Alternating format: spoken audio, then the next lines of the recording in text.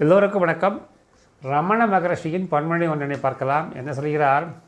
The greatest error of a man is to think that is weak and evil by nature.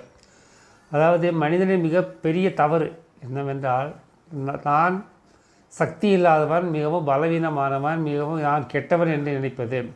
ஆனால் உண்மை நிலை அது அல்ல என்கிறார் ரமண மகரிஷி. அவர் மேலும் கூறுகிறார், every man is divine and strong. ஒவ்வொரு மனிதனும் தெய்வீகத்தன்மையுடையவன், அவன் சக்தி வாய்ந்தவன். ஒவ்வொரு மனிதனும் தெய்வீகத்தன்மையுடையவன், அவன் சக்தி வாய்ந்தவன். What are weak and evil by his habits, his thoughts and not himself.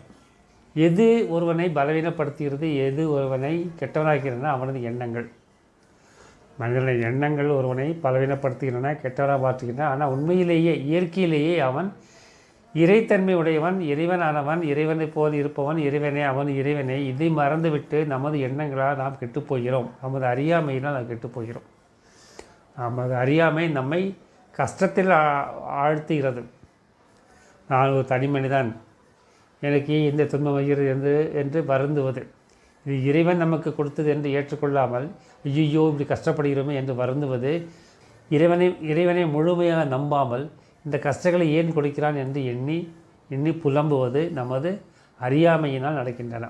ஆனால் எல்லாம் இறைவன் கொடுத்தது, இது தீதும் நன்றும் நாம் முற்காலத்தில் செய்த செயலாக வந்தது என்று எண்ணி அமைதி உறாமல் புலம்பிக் கொண்டு இருப்பது நமது அறியாமை. நமது அறியாமையினால் இருந்து இறைவனால் எதையும் காப்பாற்ற முடியாது. நம்ம அறியாமையிலிருந்து நாம் தான் வெளியே வந்தாக வேண்டும். இறைவன் நமக்கு தேவையான நன்மைகளை செய்து கொண்டு தான் இருக்கிற, எதுவும் செய்யாமல் இல்லை. ஆனால் நாம் அதை ஏற்றுக்கொள்ளாமல், அதை புரிந்து கொள்ளாமல் நாம் கஷ்டத்தில் ஏற்படுகிறோம் என்கிறார் ரமண மகரிஷி அவர்கள்.